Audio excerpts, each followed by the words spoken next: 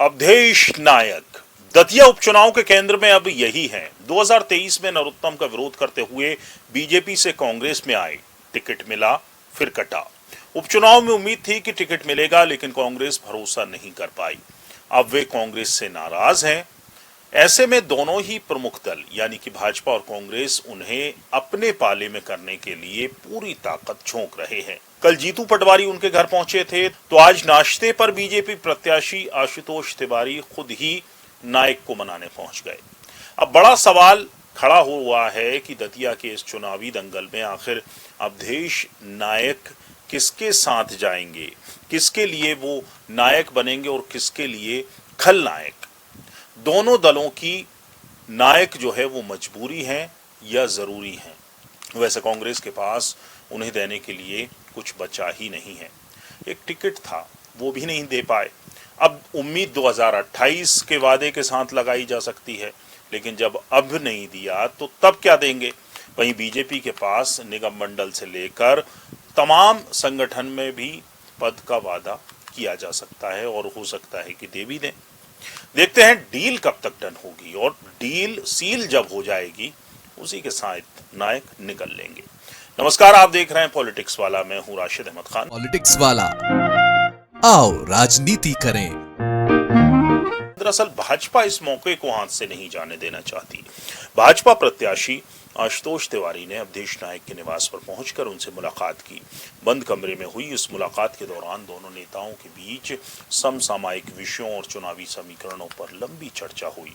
इस मुलाकात को अवधेश नायक की घर वापसी के प्रयासों से जोड़कर देखा जा रहा है। दूसरी तरफ कांग्रेस को भी डैमेज कंट्रोल की चिंता सताने लगी है।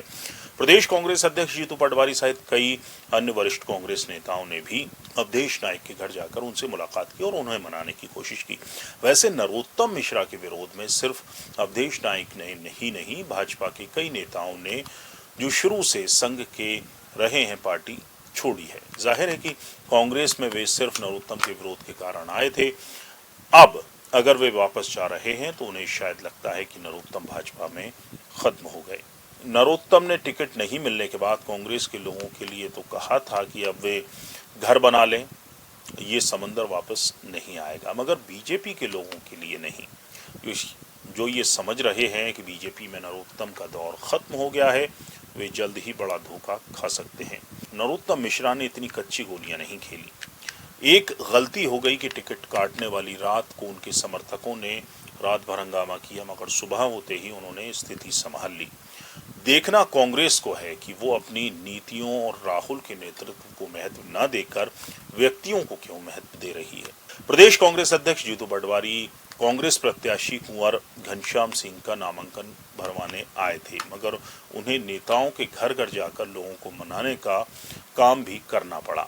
अवधेश नायक के घर खुद जीतू पटवारी पहुंचे और राजेंद्र भारती, जिनकी सदस्यता रद्द होने के कारण ये उपचुनाव हो रहा है, उनके घर जीतू पटवारी और दिग्विजय सिंह दोनों गए। बहरहाल अवधेश नायक जमीनी नेता हैं और 2023 राजेंद्र भारती की जीत में उनकी बड़ी भूमिका थी।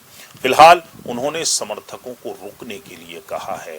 अवधेश नायक ने कहा है कि 2 दिन में वो स्पष्ट करेंगे कि वे कांग्रेस में रहेंगे या बीजेपी में जाएंगे। यानी कि अवधेश नायक अब तय करेंगे कि वो बीजेपी के साथ जाने वाले हैं या कांग्रेस के साथ जाने वाले हैं। लेकिन कुल मिलाकर अवधेश नायक धोखेबाज कांग्रेस को सबक किस तरह से सिखाएंगे, ये देखना होगा, क्योंकि टिकट का वादा 2023 में किया था कि अगला टिकट आपको ही मिलेगा, लेकिन उपचुनाव में टिकट नहीं दिया। अब वो कांग्रेस के साथ रहकर कांग्रेस को सबक सिखाएंगे या बीजेपी में जाकर, ये देखना दिलचस्प होगा। पूरा वीडियो देखने के लिए शुक्रिया। वीडियो पसंद आया हो तो लाइक कीजिए, शेयर कीजिए और हमारे चैनल पॉलिटिक्स वाला को सब्सक्राइब जरूर कीजिए। नमस्कार।